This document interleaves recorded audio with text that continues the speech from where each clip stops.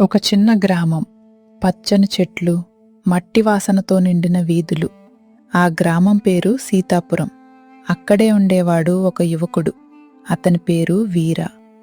ఉదయం సూర్యుడు ఇంకా పూర్తిగా పైకి రాకముందే వీర తన పాత మంచం మీద నుండి మెల్లగా లేచి కూర్చుంటాడు. వీర తన కళ్ళను నెమ్మదిగా రుద్దుకుంటూ ఆయన చుట్టూ చూసుకుంటే చిన్న మట్టి ఇల్లు, గోడలపై పగుళ్ళు, మూలలో ఒక చిన్న మంటల పొయ్యి. అమ్మా, నేను బయలుదేరుతున్నాను. అతని తల్లి సరోజ పొయ్యి దగ్గర కూర్చుని ఖాళీ పాత్రను చూస్తూ ఉంది. కొంచెం డబ్బులిచ్చి వెళ్తావా బిడ్డా? వీర తన జేబులో చేయి పెట్టి మెల్లగా వెతుకుతాడు. కానీ అతని ముఖంలో నిరాశ స్పష్టంగా కనిపిస్తుంది. అమ్మా, ఒక్క రూపాయి కూడా లేదు. వీర తన పాత చప్పళ్ళను తొడుక్కొని ద్వారం దాటి బయటకు అడుగువేస్తాడు. అతను నడుస్తున్న దారి ధూళితో నిండిన రోడ్డు. చుట్టూ ఎవరూ లేరు, కేవలం గాలి శబ్దం.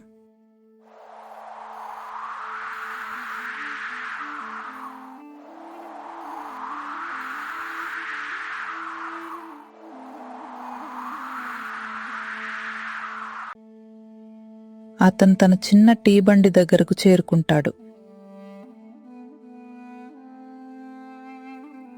పాత స్టవ్ను తీసి నెమ్మదిగా వెలిగిస్తాడు. చేతులతో గిన్నెలను శుభ్రం చేస్తూ అతను ఆకాశం వైపు చూస్తాడు. దేవుడా, ఈరోజైనా నాకు సహాయం చేయి. అప్పుడే దూరం నుండి ధూళి లేస్తూ ఒక పెద్ద మనిషి తన సహాయకులతో అక్కడికి వస్తాడు.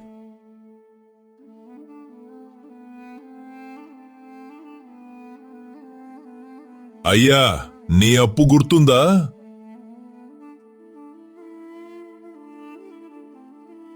వీర ఒక్కసారిగా నిలబడిపోతాడు. చేతులు వణుకుతాయి. కొంచెం సమయం ఇవ్వండి సార్. ఇప్పుడే డబ్బులివ్వు, లేకపోతే ఇది నీది కాదు. వెళ్ళండిరా, ఆ బండిని తీసుకోరండి. బాకీలు తీర్చకపోతే ఈ బండి కూడా అతనిదే కాదు. ఆ మనుషులు ఒక్కసారిగా బండి దగ్గరికి వెళ్ళి గిన్నెలను నేలపై పడేస్తారు. టీకుండి కింద పడిపడి చాయ్ నేలపై పారిపోతుంది. వీర పరుగెత్తి వెళ్ళి ఆపడానికి ప్రయత్నిస్తాడు. ఆపండి సార్, ఇది మా జీవితం.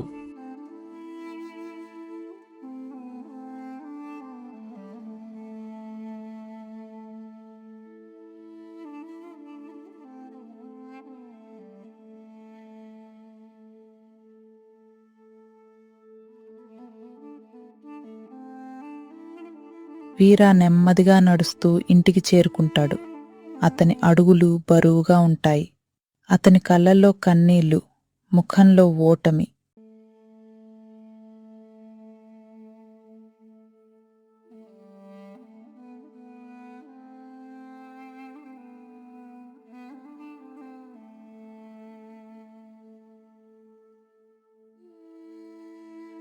ఏమైంది బిడ్డా? వీర తలదించుకుని నేలవైపు చూస్తాడు. అమ్మా, మన బండి కూడా పోయింది. కొన్ని క్షణాలు నిశ్శబ్దం.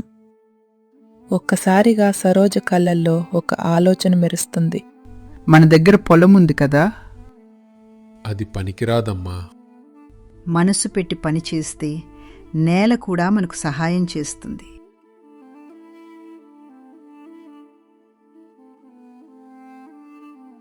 వీర మరియు అతని తమ్ముడు ఉదయం నుంచే పొలానికి వెళ్తారు.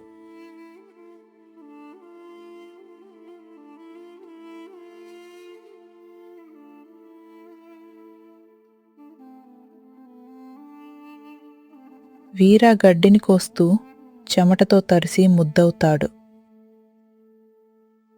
సూర్యుడు మండిపోతున్నా అతను ఆగడు.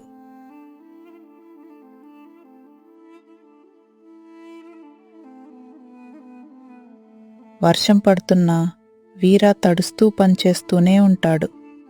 కొన్ని వారాల తర్వాత ఆ పొలం పచ్చగా మారుతుంది. చిన్న మొక్కలు పెద్దవిగా పెరుగుతాయి.